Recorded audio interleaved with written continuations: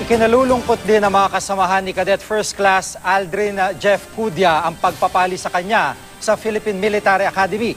Kahit pa raw baligtarin ni Pangulo Aquino ang desisyon sa kaso ni Cudia, hindi na siya makakasali pa sa PMA graduation sa linggo. Nakatutok si Ian Cruz.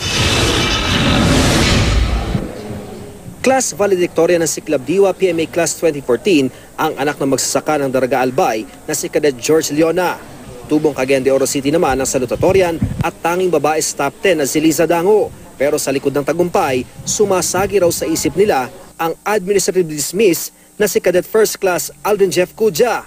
Nalulungkot din naman po kami na si Cadet Cudia po is natanggal po sa academy dahil doon po sa kaso niya. Pero gayon pa man po, suportada po namin yung aming honor committee po. Mista pa rin namin siya. Lang siguro, medyo mahirap yung pinagdadaanan niya. There are frustrations na kailangan.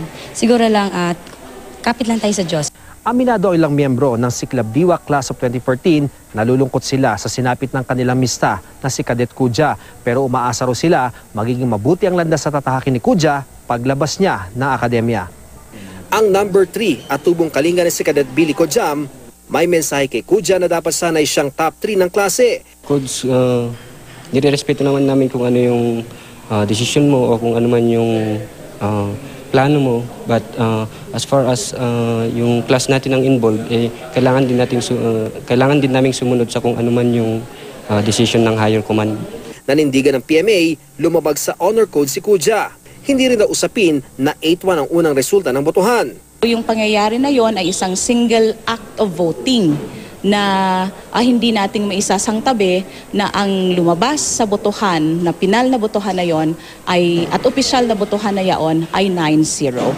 Dumating din sa Baguio City si PAO Chief Persider Weda Acosta upang kausapin ng PMA at Commission on Human Rights na nagsasagawa ng fact-finding investigation sa reklamo ni Cudia. Pero kahit pa raw baligtarin ni Pangulo Aquino ang desisyon sa kaso ni Cudia, hindi na siya makakasali sa graduation ng PMA sa linggo. Meron pong requirement si Cadet Cudia na hindi niya na-comply sa graduation. Hindi po siya gagraduate dahil hindi pa siya napag-OJT. Incomplete po siya. So ang meron po siya ay kanyang transcript of records kasi natapos po niya ang kanyang academics. Ian Cruz, Nakatutok, 24 Oras.